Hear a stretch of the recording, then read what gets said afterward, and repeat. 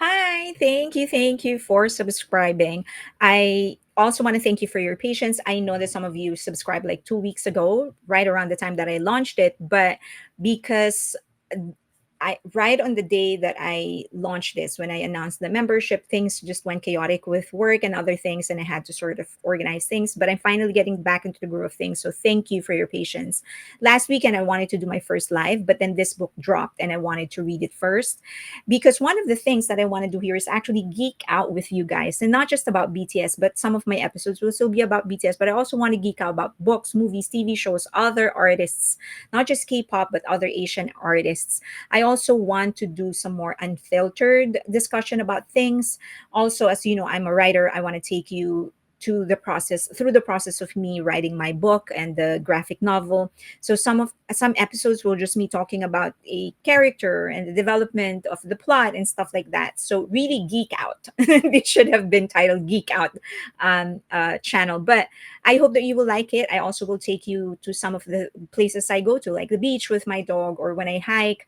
And while I hike, just talk with you guys. So I hope that you do end up liking them. And I hope that you be patient with me as we find our footing and find what works, what doesn't work. But definitely, if you have anything to request, let me know and I will get to it. Okay, so for this first episode, though, it's combining what I love, BTS, and also what the other love that I have, which is books. So this book, as you know, I've sort of discussed this in one of my live stream, The Meaning of Jungkook. It was written by a former editor of Vogue, which is Monica Kim. All right, so I know that there were a lot of negativities around it, especially because she mentioned Jimin and then put specifically about she wrote about the her experience with the toxic fans of Jimin. Okay, so I still went ahead and read it because I like judging things for myself instead of just getting information from other people. One of the good things that I want to relate is that not everything is bad in this book. There were certainly some good points. And so let's get to that first.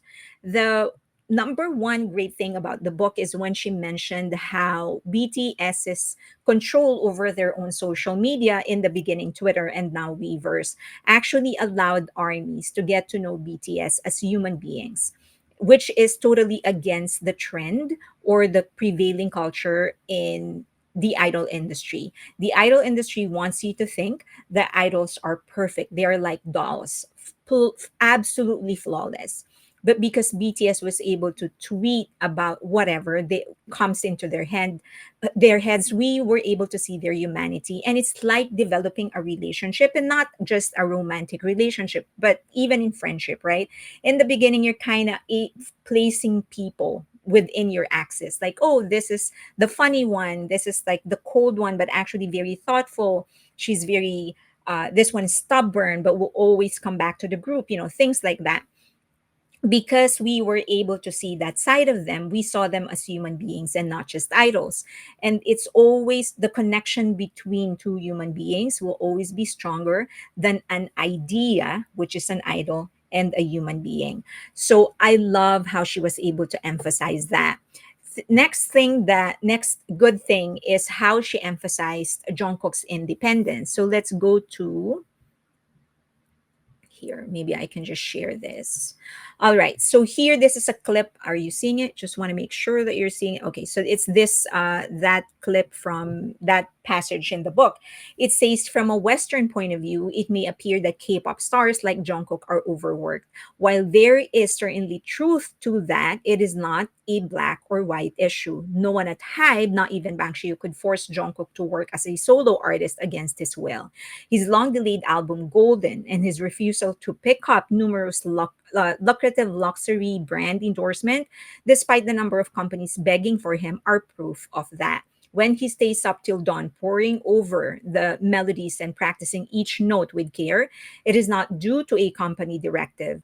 To be frank, Jungkook could have recorded standing next to you with minimal effort, and his fans would have loved it. He works hard because he wants to do his best, and he wants to give his absolute best to his fans. That is who he is.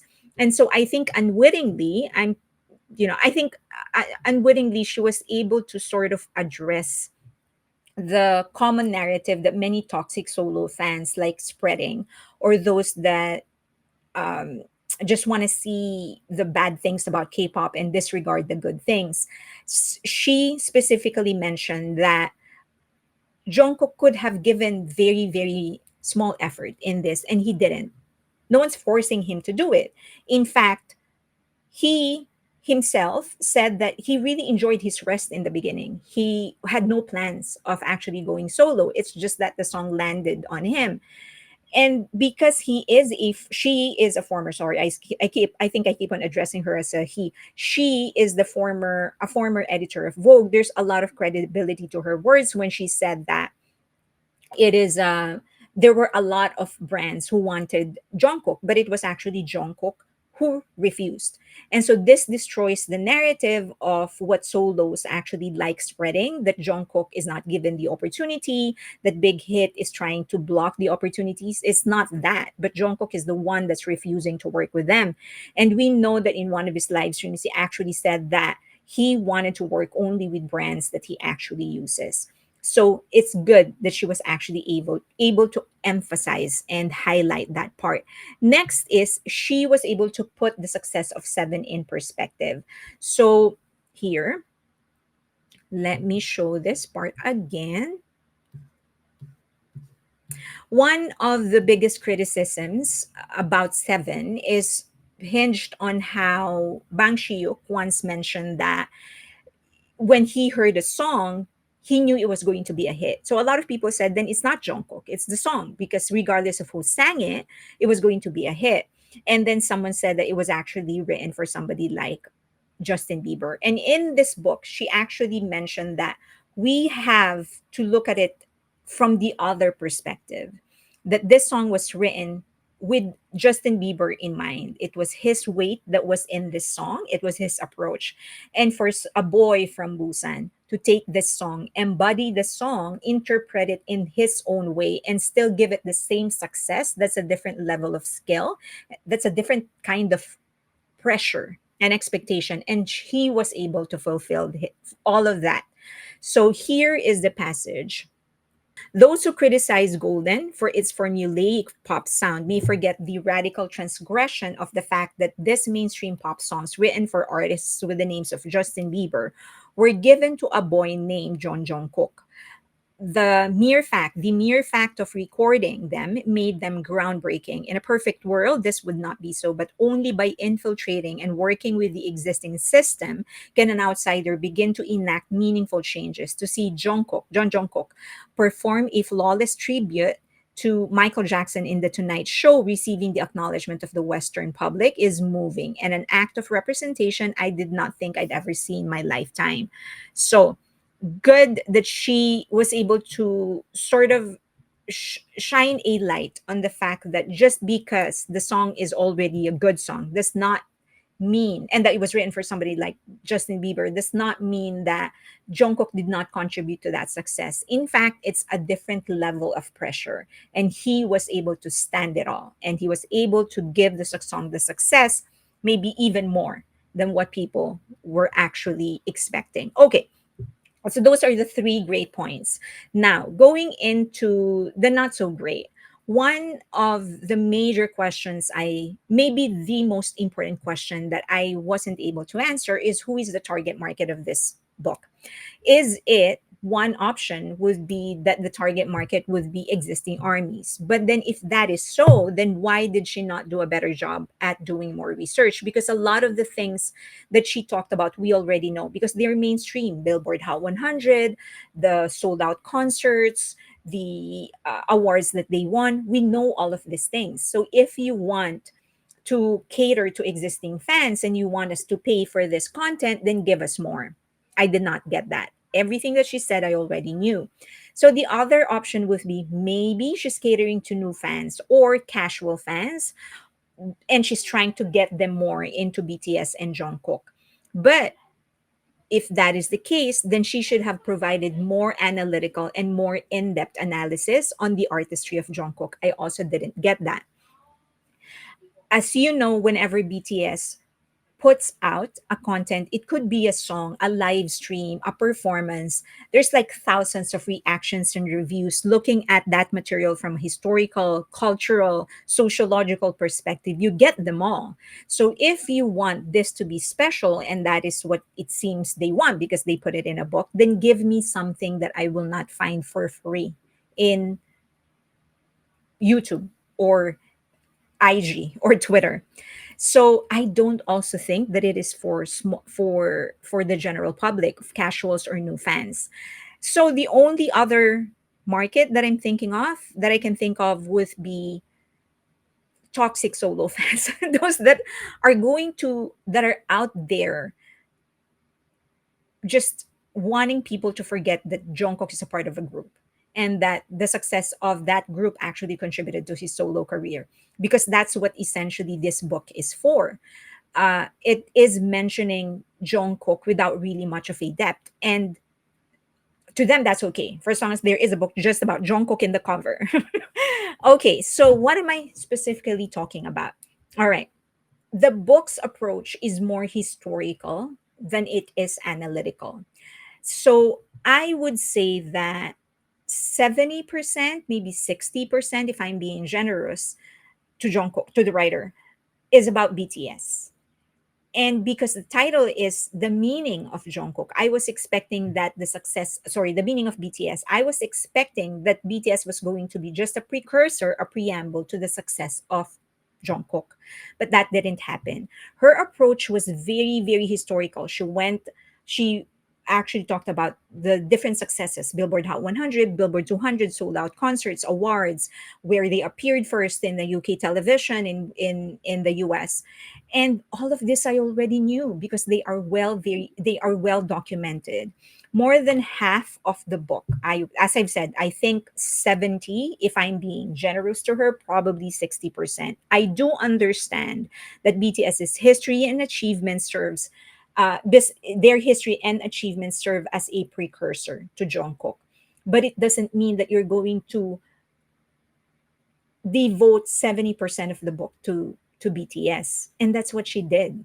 Majority of the time I actually found myself bored because she was talking about something I already knew. And as I've mentioned, there isn't a lot of critical analysis going on. It's mostly historical. A lot of the critical analysis or critical thinking was actually devoted into providing wider context. For example, what was the economic condition of South Korea? What was happening in the world at that time? Things like that. Now, I do understand that Jungkook has a short solo career, but his depth as an artist is deep. There are a lot of things that she could have talked about. Why did she limit herself into doing a historical account of the career when she could have gone analytical? That is my question. I don't understand why she would not just tap. For example, she talked about the singing, the dancing of Jungkook. She could have interviewed experts to talk about the technical aspects of his voice, the vibrato, the head voice. I'm not an expert, but that would have been interesting to hear from experts, who are not even into K-pop and are just really experts in singing, voice coaches, talk about what makes his approach different. Is he shifting from head voice to chest voice? I don't know. But something like that would have been more beneficial than just talking about the historical account of their career. Okay, so that's one. She started talking about three J's, right? And so she talked about the release of Butter coming from the success of Dynamite. And then so it's actually from page 44 all the way until page 47. So when Butter dropped in May, it received more than 11 million views. In August, BTS shared a remix of Butter featuring Megan Thee Stallion. And then she talked about how J-Hope, Jimin, and Jungkook, three J's, the group's original dance line, um, decided to do a dance, like a special choreography in that part that Megan Thee Stallion participated in. The 30-second dance break was choreographed by by Nick Joseph. Okay. The three of them sat down to monitor the footage. As you can see, this is one page already. And she's just talking about the process the 3Js went through to get to that special dance clip. Okay. Each version was performed and filmed and reviewed with smiles. Okay, great. They danced once more and monitored the footage once more. Great. And so the 3J trio changed into fresh white outfits and returned to try. Great. Still, this is an example. This is 3 pages and it's still talking about the three of them. So great. Maybe the next four will be just about Jungkook. Okay, the crew broke into laughter, resolving to do it for Jimin because Jimin was the one who wanted to do it again. And then the last page, we took, she said that we took 2 takes to film this video. J-Hope said at the end of the Knowing Smile. The result, a video of 1 minute and 8 seconds shared on Bangtan TV on September 9. It has received more than 78 million views to date. The behind the scene footage published about 1 month later revealed how much effort 3J had put into such a brief but beautiful moment. To put so many hours into 30-second dance break, it's clear how much Jungkook and BTS have brought to everything else that they do. Nothing that's exclusively about Jungkook. I understand that there were 3 people in that dance break, but this book is about Jungkook. Okay. So why did you just settle for a historical account of what happened, which we know because it was a video published in Bangtan TV, which many armies are already religiously watching over and over again? That's what I'm talking about. Okay. There were a lot of parts where she was very, very superficial in her approach. So, for example, in the intro itself, okay, so here it is. So she started talking about fan reaction to the performance. And look at what she chose to highlight. He was born to perform rock on stage, superstar Jungkook. Jungkook has the most beautiful smile. How do you not instantly fall in love with him? Oh, Jungkook, you will always be the main character. Our boy is born to be a star. So, so, so proud of him. Feeling emotional right now. Nothing about how people appreciated his live performance skill. He was stable, and also bear in mind he performed there. That was supposed to be the rehearsal and they decided to air it because it was going to rain, and he was also sick, and yet he was so stable. His vocal was so stable. He didn't miss a single beat, even though he was sick. So in the thousands of comments, thousands of reactions, she couldn't pick one that actually that she couldn't pick one that was talking about the quality of his talent, how good he was singing, how good he was dancing. She chose to highlight comments that were just talking about his smile, and these are great comments, by the way. But if you're writing about an artist and you know that this artist is in the process of that this artist deserves to be known for their skills and not just their ability to drive or attract people because of their looks, maybe some comments about the quality of the performance itself would be great. She didn't do that. So according, this is page 41. According to Son, this is Son Song-dok, the original choreographer of BTS, now the creative director, one of the creative directors in HYBE. She said that according to Son, she a change came over Jungkook. He had grown confident and drive to push himself to a world-class level. He gained the eyes of a tiger. Son described in a YouTube video, Jungkook began improving at an incredible rate, reinforcing the public perception that he was a genius. But at the heart of it all was practice, effort, and desire for self-improvement. Over the years, Jungkook would continue to mature by chasing new challenges and acquiring new skills. I'm not someone with very high self-esteem. He said in a 2023 interview in Weverse, I might not know why all of these people love me, but I always remember they appreciate me. So I started to think, what's the point of all these people appreciating me and supporting me if I don't have confidence? I think that's why I've been changing a lot. And I said, good. She talked about the beginning of his drive, but not deep enough to make us appreciate the importance of that moment. Why is that moment very important? Because supposedly She could have used that as a jump off point to start talking about Jungkook exclusively, the solo artist and not just a member of BTS. Okay. So that's what I mean when I say a lot of the things that she's talking about is very superficial in approach. All right, next point. She provided wrong or incomplete information in her book. So in page 12, so either wrong or incomplete, not just wrong, but also incomplete.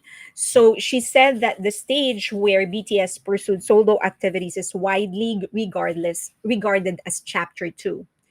Okay. So she said that, oh, this is widely regarded as chapter two. This new phase allow each member. It is regarded as chapter two because BTS were the ones who called it chapter two. In that Festa dinner, they actually said this is chapter two. So it isn't just widely regarded, it is chapter two because that's how they called it. So, if you really do, never mind, I don't think she's an army.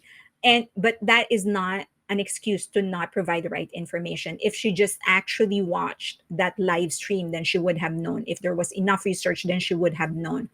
Okay, now another one would be in page 29. BTS and Big Hit. She said here, BTS and Big Hit know that they had timing on their side. And I don't know if that is true. She was talking about um, the timing of BTS's use of social media because at that time we were in the cusp of that transition where social media was becoming a, like a major part in marketing, news, in commerce. And so she said that sort of BTS was right, they came at the right time to Twitter, to social media. So they knew that they had timing on their side. They had timing on their side. I don't know if they knew that for sure. Suga already mentioned in one of the episodes of Sushwita, if I'm not mistaken, that they were just trying to do some things because they didn't have enough marketing budget to do the usual marketing that other groups are actually doing.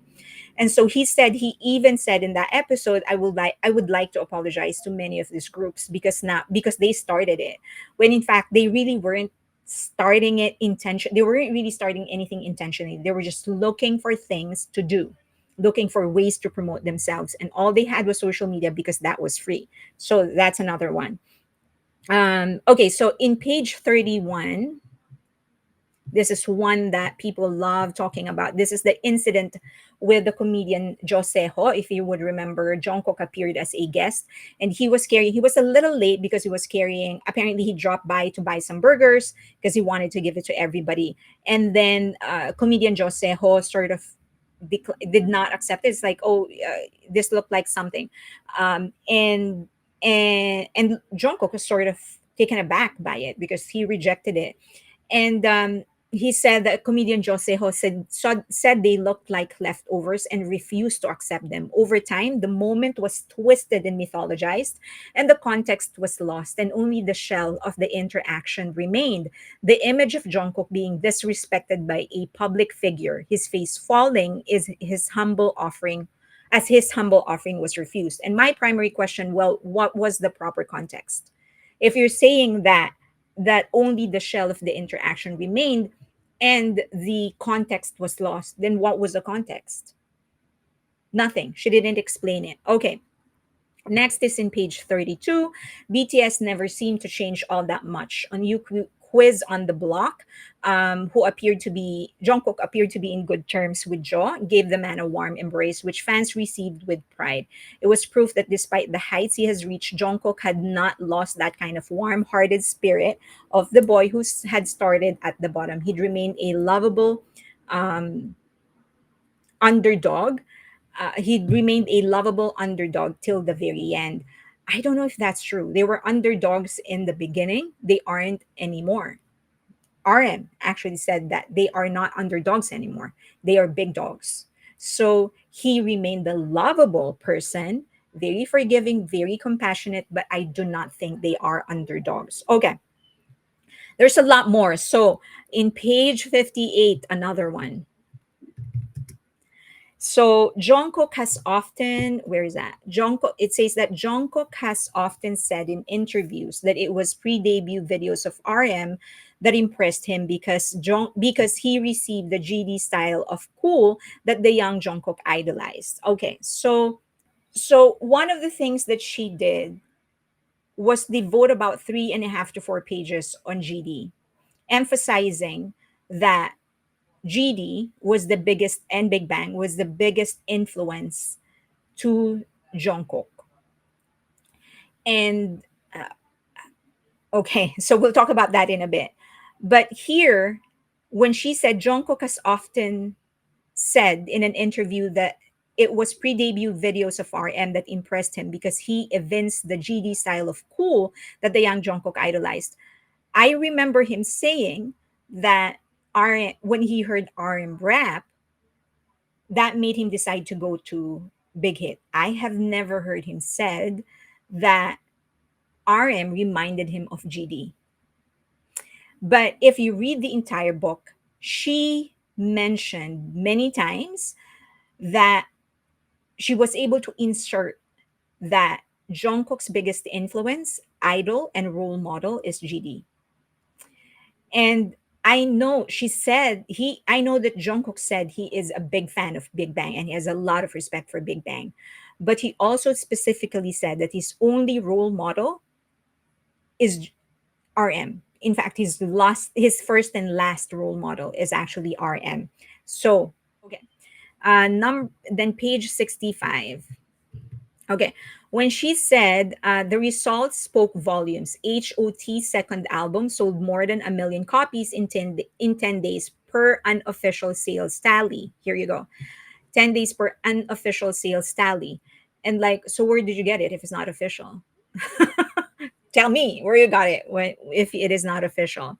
Okay, next is page 72. Okay. Unlike the cool, the kalgunmu is the knife-like precision in choreography where it's perfectly synchronized. So unlike the kalgunmu of Infinite, BTS's dance, while in sync, was still unpolished, relying on the members' individual energies to connect with the audience. I'm like, huh? Okay, if that's how you see it, that's fine. And people are allowed they have the freedom and they should be allowed to talk about their critical analysis of things. But please explain, what do you mean BTS's dance while in sync was still unpolished and we're just relying on the members' individual energies to connect with the audience? What does that mean? Right? Again, either wrong or incomplete. Okay, next is page 88. Told you I want to geek out. Okay, here a casual YouTube short, from June 2014 called "Finding Jungkook" by Jimin PD. It was not a short video. YouTube short has not it wasn't in existence at that time yet. So it was a short video that was uploaded on YouTube, but it wasn't a YouTube short. Again, incomplete. Here. So it is well known that Bang Shiyuk is a self-proclaimed otaku, a Japanese term that refers to a form of superfan, sharing series like Nichiju, and idols like Akina Nakamori. And I said that it should be made clear that BTS or JK is not being forced to do anything they don't want to do. BTS had control of their own social media and members have gone through different phases of activeness. BTS has mentioned that they shoot a lot of content initiated by the agency. They know they don't have to do anything else since the company is already doing it.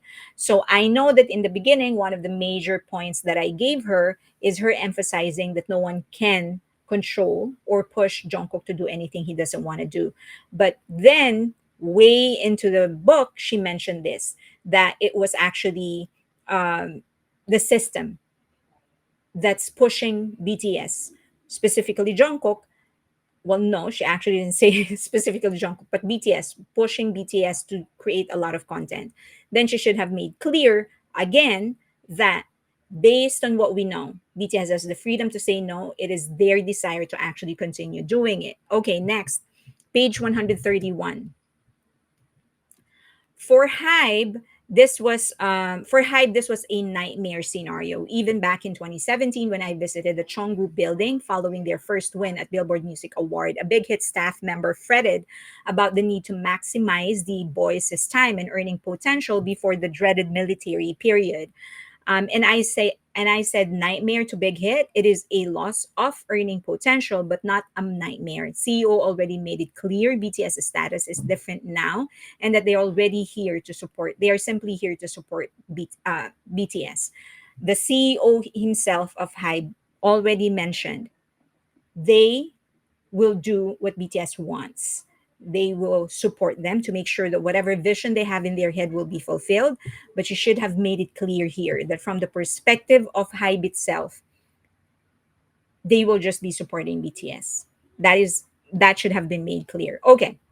Next point is that it is romantic but not very substantial. So she's a good writer and she has a way with words. But again, when you're talking about something like this, you should substantiate it with facts and not just flowery words. And that's what she ended up doing a whole lot. So for here, page 13,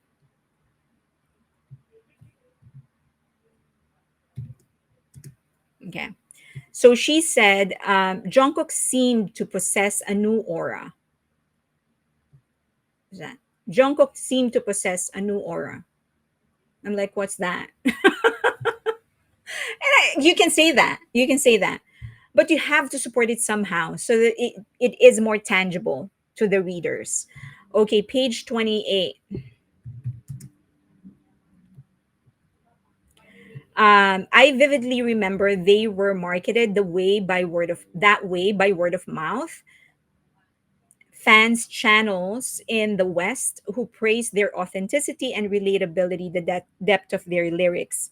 And so here, and so after she said that, so what is the depth of their lyrics? She didn't say anything about that. She just said, like, oh, they were praised for their authenticity, which we hear all the time about every content creator, artist. But then for you to actually be able to prove that they are in fact authentic, then you do need to present what is that authenticity. You need to explain, unless she herself does not believe they are authentic. Okay. Um, page 36.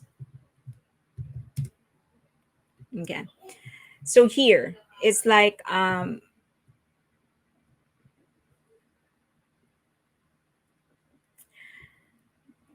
the process here, real blood, sweat, and tears go into the making of an idol, an excruciating slough of sleepless nights and sacrifices, as I've said before, a tireless work, blah blah blah. So this should be, and this is a great description of what the industry actually do to what the industry is doing to idols. But then you also need to put it in perspective that school, that it is just a different form of brutality, because while in western music industry they don't go through classes, they don't go through this type of training, they go through a different form of brutality. Does that make the K-pop system right? No, but it will put things in perspective. Okay, next thing is Jungkook's. She has this habit of looking for a reason why Jungkook became who he is, other than his own skill and his own hard work.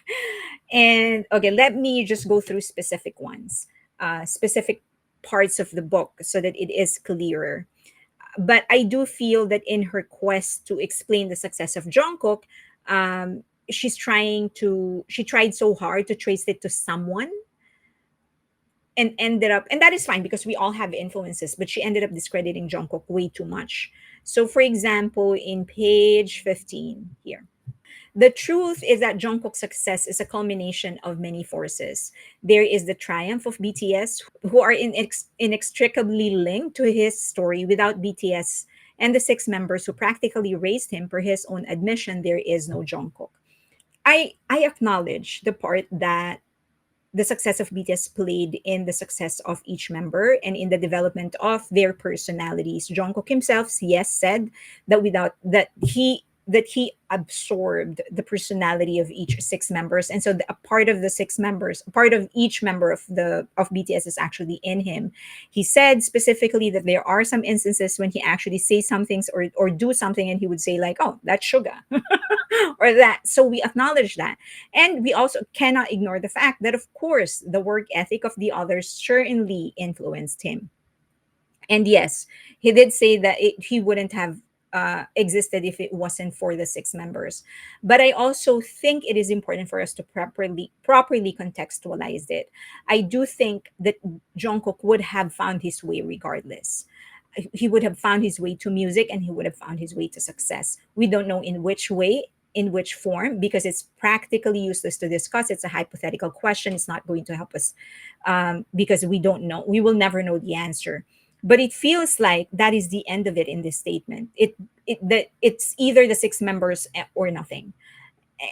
And that's he Jungkook is talented by himself, and he was raised by the right parents who raised him with love, and they allowed him to explore. And even for that, I believe he would have found his own way. In which way or form, we don't know. But in this statement, it sounds so final. Without the six members, he wouldn't have existed. Now, I still would have said, okay, I let it pass, because Jungkook really loves giving credit to his six members. I'll get it. I get why you will interpret something like that. But then he proceeded to actually talk about Big Bang and GD. Okay. And he actually mentioned that without GD, we wouldn't have Jungkook. Okay. So here in this part, where is that? Here. The song Heartbreaker is the solo debut of the artist known as G Dragon, a member of a Korean hip hop style group, Big Bang, and one of the two influential Korean artists without whom we would not have had Jungkook as he is now. And I'm like, excuse me? That's actually the note that I have in the book. Uh, it is known that he was a huge fan, or probably still is a huge fan of Big Bang. And she said it. He himself said it. Is he's a huge fan. But for her to say that we wouldn't have Jungkook as he is now is a little inaccurate, because Jungkook himself never said that. So where did you draw that opinion? And in fact, they in many instances before, they themselves, not just him but the entire the entire group actually said that they have their own thing, that they evolved on their own, and that they developed their own style. It wasn't because of anything. It was because of their own evolution. So she spent 4 pages all the way until here talking about GD, all the way until 55, page 55. GD may have inspired Jungkook. And then finally, um, Jungkook, whose voice similarly did not fit into the K-pop standard, may have gained the courage to set himself apart in the way that his idol had done. Then, when she started talking about IU, which Jungkook has mentioned way more than has mentioned GD, she still found a way to talk about GD. So I think in her effort to try and understand where the success is coming from and how Jungkook became who he is, she ended up always giving the credit to other people instead of just making sure that, okay, we acknowledge all of these influences in his life. And it's not just GD and IU, by the way. There's a lot more that influenced him. But there should also be a conscious effort to emphasize that regardless, Jungkook would have succeeded because he is talented, because he had the right foundation, and because he loves music. But in here, there was a relentless pursuit Whenever she can, she would mention GD. In page 55, she was talking about IU and then mentioned GD. And then in page 86, 2014, tattoos were still a taboo in Korea, especially for idols. Jungkook's role model, G Dragon, had tattoos, but given the scandals that plagued him in Big Bang, okay. Page 97, G Dragon, one of Jungkook's childhood heroes. Whenever she can, she would mention GD. And so in fact, there's only one person that Jungkook himself very publicly acknowledged as his idol, as his role model, not idol, sorry.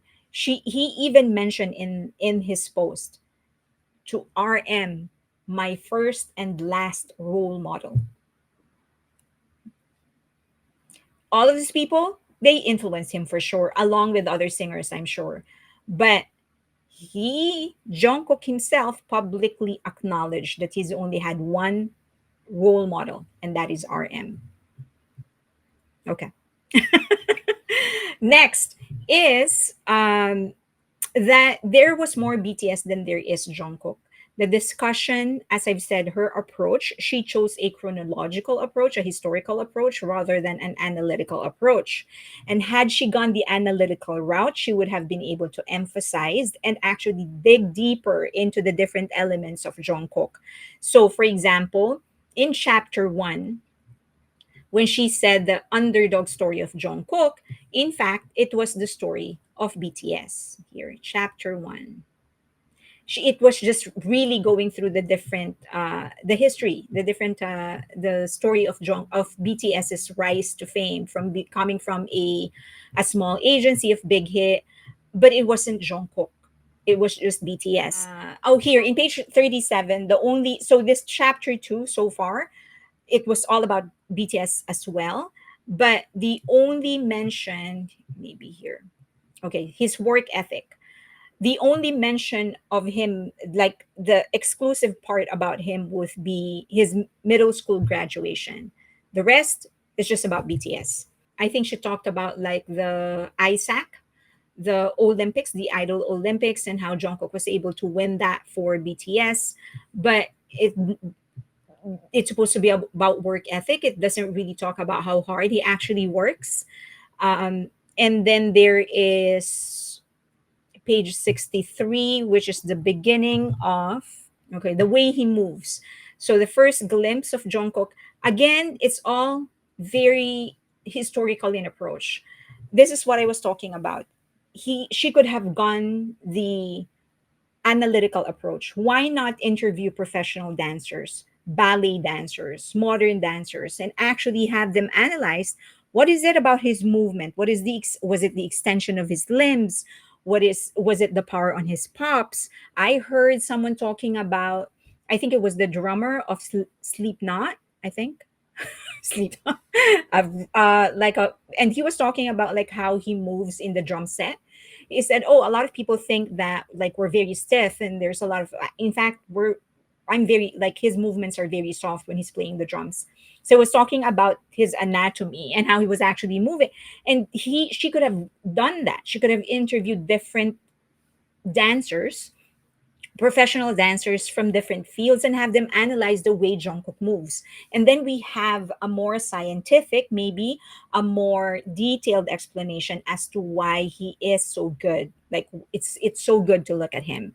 Okay, and then in chapter 6, go all the way to chapter 6. But in chapter 6, his authenticity, this is all about BTS.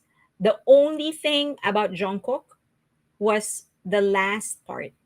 Ultimately, BTS carried away two tenets of hip hop: to be true to themselves and to possess open minds and empathetic hearts. Even as Jungkook changed to a more mainstream pop sound, he remained honest in his expression. In that 2015 single interviews, RM was asked to define hip hop.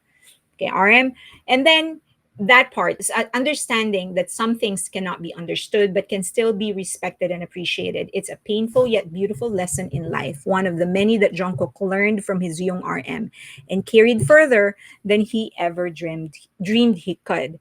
So all about BTS. This entire chapter was all about BTS. I if we're going to talk about the the the work ethic, the authenticity, I understand that a lot of that came from the discipline of BTS that certainly influenced him, but you could also do that in one page and then just talk about the authenticity of Jungkook himself for the rest of the chapter. That didn't happen. So I sort of touched on this, but things are not properly contextualized. So for example, in page 36, I kind of touched on this earlier. She was talking about the brutality of the K pop system, real blood, sweat, and tears go into making an idol, an excruciating slough of sleepless nights and sacrifice. And that is true. But we also need to make sure that people understand that it is not just the K-pop industry that's doing this. Other industries in the West, in other countries are doing the same, maybe in a different form, but they're also grinding their artists as much. And then we need to start a conversation. What is it about the entertainment industry that people actually are forced to really work this hard? And maybe even take that conversation in a larger scale, because we see their hard work because they're in the entertainment industry. It's glamorous. People are always looking at it. But have we ever thought about comparing the entertainment industry with other industries? Aren't we asking the same from doctors, lawyers, teachers? Teachers have to give so much and get paid so little. They also are giving a lot of their personal time. They're also expected to behave a certain way for their students to retain their spotless reputation, but they are paid so little. In other words, the problem with the entertainment industry may be in a different form, but every industry, every profession calls for a certain sacrifice. And we need to put that into perspective so that we know that regardless of what you pursue, that kind of sacrifice, a certain kind of sacrifice will still be required. Oh yeah, just here, I can't miss this one. So page 120 here. So she started talking about Bangtan subs, other the fandom of BTS armies, but I think so. A lot of it. So this quote in itself, I think that part of this sense. This is one of the translators, I think, talking, and she said, "I think that part of this stems from the diversity of Army and their willingness to share unconditionally." Adele continued, "As Army, we understand our differences and that each one of us battles our own struggles, but we also have our own strengths. And because of this, Army strives to make the world a little bit easier for others who may be experiencing the same things. We reach out, we donate, we work together, all as one family, and it's a beautiful thing." That is all true. But let us remember that the center of Army is BTS. And I feel like you should have put that back into BTS. Army isn't its own organization for nothing. Army exists because of BTS, and it's very important we contextualize it that way. The fandom does not do anything just because of the fandom. They do these things because of BTS. That is why it is the fandom of BTS. Okay, that's another thing. I feel that she stretched this to fit in a 200-page book. I think there's a minimum count, not I think, but there is a minimum count of words for it to be considered like a full book. And I think the reason she fell into this rhythm of actually talking about BTS more than Jungkook was because her approach was historical and his career was short. She ended up having to fill the number of words. Had she gone the analytical approach, then she would have had more material to work with. And one demonstration of her stretching the word count is page 83. Okay, page 83. So all of this entire thing, she was stretching it. She was talking about things that really could have been taken out and it wouldn't have made a difference in the book. And that's how you know that you're just stretching it when you put something that is not necessary in the book. Um, in page, yeah. So this is one example. All of that, all this you can take out, and the book would still have been good. It would have been just fine. So I think in the end, um, it was a miscalculation on how the book should have been written. If it was about Jungkook, then it should have been about Jungkook. The success of BTS is necessary for people to understand where he was, his starting point, that it wasn't exactly zero because he covered some ground when he was already with BTS. But and I understand that it's a short career with 8 months before he had to sign up for the military. But had she gone the analytical approach, which I think would have been more beneficial, then there wouldn't be a need to continue talking about BTS uh, and not have enough for Jungkook. And then there's also the clear bias. I think she said that she's a first gen fan of K-pop, and she couldn't shake it off her system that just because someone liked a certain singer or a certain performer does not necessarily mean that they were the reason for their success. And that's how she framed some things about Jungkook. I think there could have been more emphasis on the fact that Jungkook is his own person. He has talent enough, and that he would have found his way regardless. It would have been a different journey. It would have been a different level of success, maybe. I don't know. But he has the right foundation to begin with. Instead of taking away from Jung, it's instead of adding, instead of highlighting Jungkook the artist, she ended up highlighting BTS and other artists more than Jungkook. And I have no problem with highlighting BTS, but this book should have been primarily about BTS and then just introduce Jungkook in the end and do a book two that will be about Jungkook. Okay, so do I regret reading it? A little. I really found myself getting bored with a lot of the with in many instances, but also I also wouldn't. But I also I am thankful because I don't like relying just on the words of other people to make my own opinion, to form my own opinion. So I hope that you guys will also do the same. Just give the if you want, just give the this song this book a chance and just judge for yourself on whether or not you're going to like it. But the reason I actually made a point to put the specific portions of the book when I'm making my point is so that you know I'm just not making things up. Okay. Wow, I am sorry. I did not know that it was going to be really, really long, but I hope that helped. And I will do more videos. My goal is to actually provide you with one or two in a week, but definitely one, hopefully two, so that there is more. Because there's really a lot. I read a lot, I watch a lot of things, and sometimes I just really, and then I write. So it's just a matter of me documenting all of those things. Okay, as you can see, I'm in my pajamas, and I think you're gonna have to get used to it because when you're working from home, you wear a lot of pajamas. Okay, thank you so much. And if you have any requests, please, please, please feel free to send it to me, and I will get to it. Okay, thank you so much. Bye.